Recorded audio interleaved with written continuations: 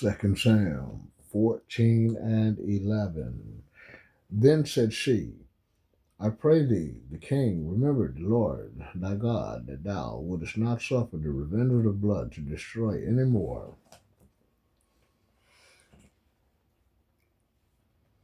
lest they destroy my son. And he said, As the Lord liveth, there shall not one hair of thy son fall to the earth. Then the woman said, Let thine handmaid, I pray thee, speak one word unto my lord the king. And he said, Say on. And the woman said, Wherefore then hast thou thought such a thing against the people of God? For the king doth speak this thing as one which is faulty, in that the king doth not fetch home again his banished. For we must needs die, and are as water spilt to the ground, which cannot be gathered up again. And neither doth God respect any person, yet doth he devise means that his banished be not expelled from him. Now therefore, that I am come to speak of this thing unto my lord the king, and it is because the people have made me afraid. And thy handmaid said, I will now speak unto the king. It may be that the king will perform the request of his handmaid, for the king will hear to deliver his handmaid out of the hand of the man that would destroy me and my son together out of the inheritance of God. Then thine handmaid said, Word of my lord the king shall now be comfortable. For as an angel of God, so is my lord the king to discern good from bad. Therefore the Lord thy God will be with thee. Then the king answered and said unto the woman, Hide not from me, I pray thee, the thing that I shall ask thee. And the woman said, Let my lord the king now speak. And the king said, Is not the hand of Joab with thee in all this? And the woman answered and said, As thy soul liveth, my lord the king, none can turn to the right hand or to the left from aught that my lord the king hath spoken. For thy servant Joab, he bade me, and he put all these words in my mouth of thine handmaid, to fetch about this from of speech. Has thy servant Joab done this thing? And my lord is wise, according to the wisdom of an angel of God, and know all things that are in the earth. David's half-hearted forgiveness of Absalom.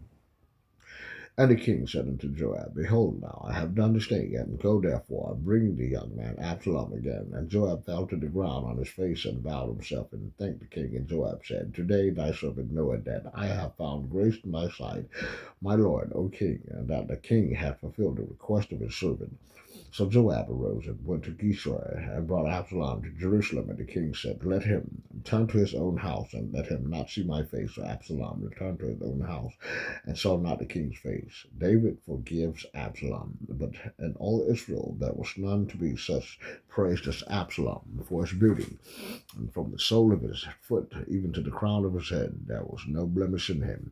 And when he polled his head, for it was at every year's end that he polled it, because the hair was heavy on him, therefore he polled it. He weighed the hair of his head at 200 shekels after the king's weight. And unto Absalom there were born 3 sons and 1 daughter, whose name was Tamar. She was a woman of fair countenance. So Absalom dwelt 2 full years in Jerusalem, and saw not the king's face. Therefore Absalom sent for Joab, and to send to him to the king, but he would not come to him. And when he sent again the second time, he would not come. Therefore he said unto his servant, See, Joab's field is near mine, and he hath barley there. Go and set it on fire. And Absalom's servant set the field on fire. Then Joab rose and came to Absalom unto his house, and said unto him, Wherefore hath any servant set my field on fire? And Absalom answered Joab, Behold, I have sent unto thee, saying, Come hither, that I may see thee to the king. Say thee, Wherefore am I come to Geshur? It had been good for me to have been there. Still, now therefore let me see the king's face, and if there be any iniquity in me, let him kill me. So Joab came to the king and told him. And when the king called for Absalom, he had him go to the king, and bowed himself on his face to the ground before the king. And the king kissed Absalom. Chapter 15, 2 Samuel. Absalom still the love of the 10 tribes, Israel.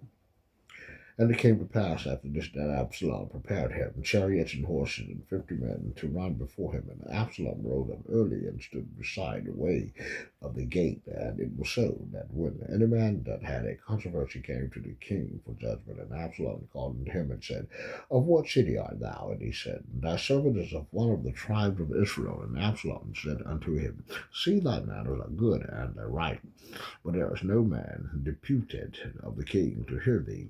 Absalom said, Moreover, Oh, that I were made judge in the land, and every man which hath any suit or cause might come unto me, and I would do him justice. And it was so, that when any man came nigh to him to do him obeisance, he put forth his hand and took him and kissed him. And on this manner did Absalom to all Israel that came to the king for judgment. And so Absalom stole the hearts of the men of Israel. Outbreak of Absalom's rebellion. And it came to pass after 40 years that Absalom said unto the king, I pray thee, let me go and pay my vow which I have vowed unto the Lord in Hebron. For thy servant vowed a vow while I abode at Giza in Syria, saying, If the Lord shall bring me again indeed to Jerusalem, then I will serve the Lord. And the king said unto him, Go in peace. So he rose and went to Hebron. But Absalom sent spies throughout all the tribes of Israel, saying, As soon as ye hear the sound of the trumpet, then ye shall stay. Absalom reigned in Hebron. And with Absalom went 200 men out of Jerusalem, and that they were called, and they went in their simplicity, that they knew not anything.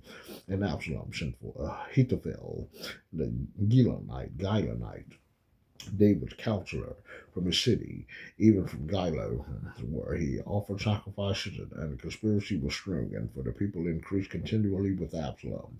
Flight of David to Jerusalem, from Jerusalem. And there came a messenger to David, saying, The hearts of the men of Israel are after Absalom. And David said unto all the servants that were with him in Jerusalem, Arise, and let us flee, for we shall not else escape from Absalom. Make speed to depart, lest he overtake us suddenly, and bring evil upon us, and smite the city with the edge of the sword. And the king's servant said unto the king, Behold, thy servants are ready to do whatsoever my lord the king shall appoint. And the king went forth, and all his household after him. And the king left 10 women, which were concubines, to keep the house. And the king went forth, and all the people after him, and tarried in a place that was far off. And all his servants passed on beside him, and all the Cherethites, and all the Pelethites, and all the Gittites.